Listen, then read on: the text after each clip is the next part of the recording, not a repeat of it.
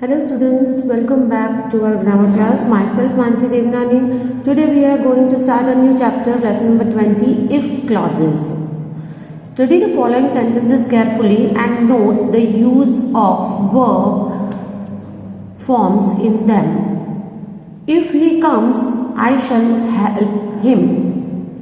If he came, I would help him. If he had come, I would have helped him. ये sentences आपको complete करने हैं और इसके लिए आपको लर्न करना पड़ेगा एक टेबल के थ्रू आप इजीली सेंटेंसेस को कंप्लीट कर सकते हैं। इफ वाले सेंटेंसेस को आपको दिया गया होगा इफ ही कम्स, तो आपको लगाना है आई शैल हेल्प हिम। तो उसके लिए आपको ये टेबल लर्न करना होगा, main clause and if clause का।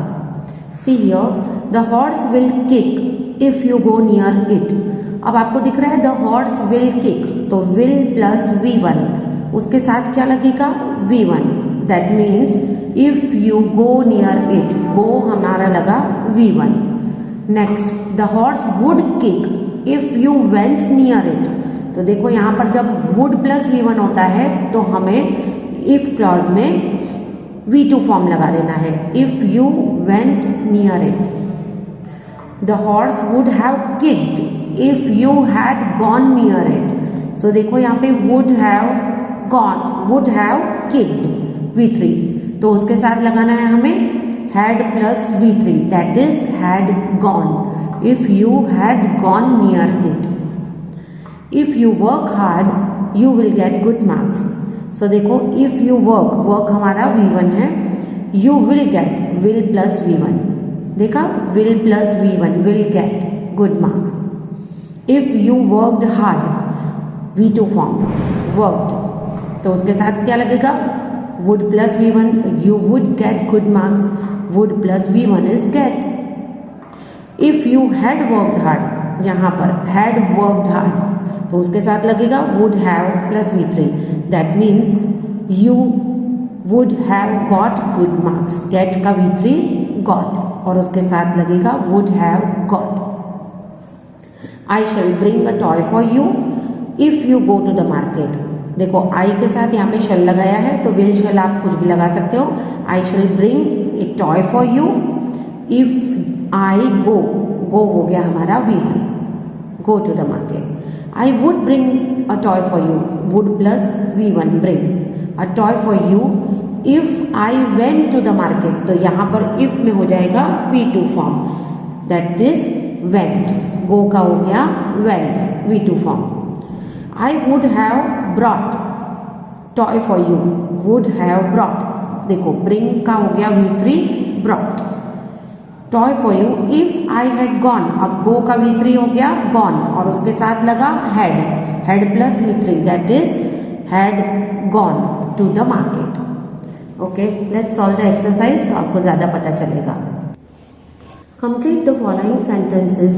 if I go to Agra, अगर मैं आगरा जाऊंगी तो क्या करूंगी, I will see the ताज, मैं ताज देखूंगी। so if I go to Agra, आई, देखो आप विल भी लगा सकते हो, शैल भी लगा सकते हो, पर ये बुक के अकॉर्डिंग हम शैल लगाते हैं। I shall see the Taj. If I went to Agra, तो हमारे रूल्स के अकॉर्डिंग क्या था, V2 फॉर्म जब होता है तो उसके साथ लगता है would plus V1। If I went to Agra, I would see the Taj। If I had gone to Agra, had plus V3 के साथ लगेगा would have plus V3, so I would have लगाएंगे और C का V3 हो जाएगा seen। I would have seen the Taj। Okay देखो जब यहाँ पर V1 था तो उसके साथ शल या विल प्लस V1 आया। जब यहाँ पे V2 था तो उसके साथ वुड प्लस V1। जब यहाँ पे हैड प्लस V3 था तो उसके साथ वुड हैव प्लस V3। आपको ये रूल याद रख के सेंटेंस बनाने हैं। आप रूल याद रखोगे तो सेंटेंस अपने आप आपके राइट हो जाएंगे। अगर आप रूल लर्न नहीं करोगे तो सेंटेंस राइट नहीं होंगे। Now next is if he comes early. अगर वो जल्दी आ जाएंगे तो हम साथ में मार्केट जाएंगे। तो we if he comes early we will go to the market।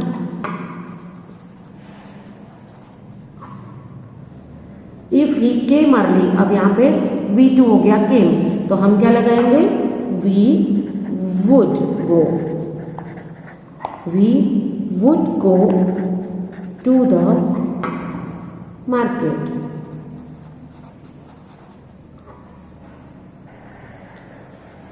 If he had come early तो हैड प्लस V3 के साथ लगेगा would have plus V3।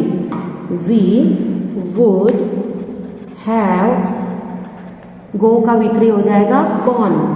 We would have gone to the market. We shall wait for you if, अब shall plus V1 है। शैल plus V1 के साथ क्या लगेगा V1। We shall wait for you if you come early. So come क्या है V1, root form है verb का। इफ यू कम अर्ली, हम आपके लिए we shall wait for you, हम आपके लिए वेट करेंगे अगर आप जल्दी आ जाओगे तो। Okay, next is we would wait for you. We would plus V1 आया तो हम लगाएंगे उसके साथ V2। If we would wait for you if you came early. Now we would have waited for you, would have waited तो उसके साथ लगेगा if you had come early. Had plus V3, come का V3 come. She will catch the train if she comes early. अगर वो जल्दी आ जाएगी तो वो ट्रेन पकड़ पाएगी। अच्छा, इसमें हम सेंटेंसेस चेंज भी कर सकते हैं, अपनी मर्जी का भी डाल सकते हैं, सिर्फ जो रूल के अकॉर्डिंग होना चाहिए। हम नेक्स्ट ट्राई करते हैं। She would catch the train, वो ट्रेन पकड़ पाएगी कब, अगर वो टैक्सी करके आएगी तो वो ट्रेन पकड़ पाएगी। हम ऐसा लिखे तो she would catch the train if she hired A taxi. या तो फिर अगर इसी को सेम करना है तो हम लिखेंगे इफ शी हायर्स, सॉरी इधर आ जाएगा if she hires the taxi, लेकिन अगर यहाँ पे लिखना है तो इफ शी केम अर्ली। अगर यही सेंटेंस हायर अ टैक्सी का यहाँ पर लिखना होगा ना तो हम लिखेंगे if she hires a taxi. आप कंफ्यूज मत होना, आप ये वाला भी सेंटेंस लिख सकते हो, आप ये वाला भी सेंटेंस लिख सकते हो, क्योंकि मैंने यहाँ पे कम अर्ली दो बार करने से बेटर था, मैंने आपको कुछ नया सिखाना था। तो she will catch the train if she hires a taxi. अगर वो टैक्सी पकड़ेगी तो वो ट्रेन पकड़ पाएगी, अगर वो टैक्सी हायर करेगी तो वो ट्रेन पकड़ पाएगी। Okay, she would have got the train if, now would have got यानी इसके साथ लगेगा हैड प्लस V3, तो हम पहले लगाते हैं if she had come early. एक आप ये लगा सकते हो if she had come early, वरना आप लगा सकते हो दूसरा if she had hired A taxi. Understood. अब इन दोनों सेंटेंसेस में कोई भी सेंटेंस यूज कर सकते हो। Now our next exercise is answer the following questions in complete sentences.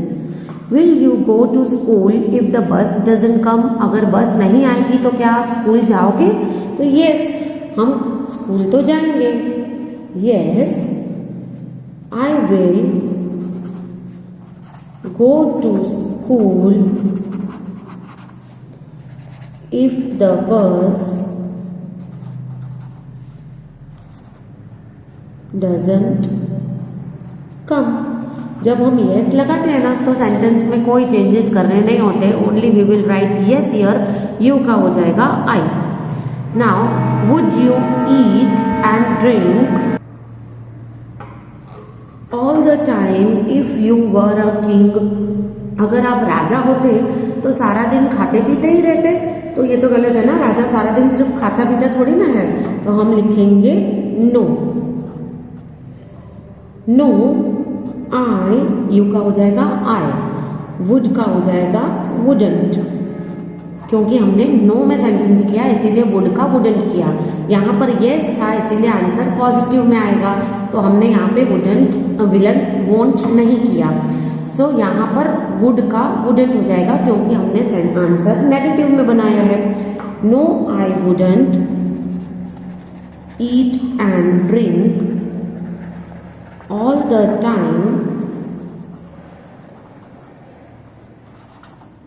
If I के साथ वर नहीं लगता है, आई के साथ लगेगा if I was a king. आपको याद रखना है यहाँ पर वॉज चेंज हुआ है, आई यू के साथ वेर लगता है, आई के साथ लगेगा was. Next question is would they have won the match if Manu had not come? अगर मनु नहीं आता तो क्या वो मैच जीत सकते थे? तो हम लिखते हैं नो। नो दे, यहां से लिया मैंने दे, यहां से लूंगी वुड और नेगेटिव सेंटेंस है तो इसको कर देंगे wouldn't. No they wouldn't have won the match if Manu had not come।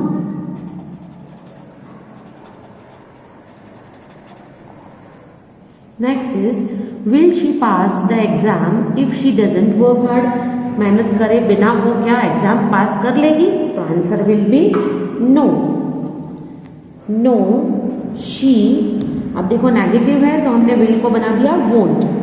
No she won't pass the exam if she